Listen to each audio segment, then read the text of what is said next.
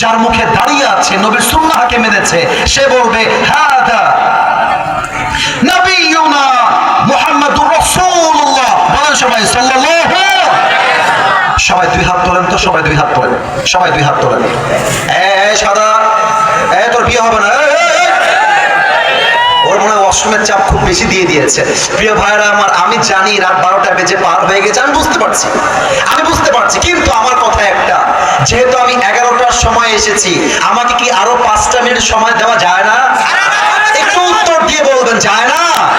তাহলে আমাকে একটা ওয়াদা করতে হবে। আমি আপনাদের টাইম নষ্ট করতে আসি নাই। আমার কমিটিকে ওয়াদা, আমি 1 ঘন্টা ওয়াচ করবো, বাট সব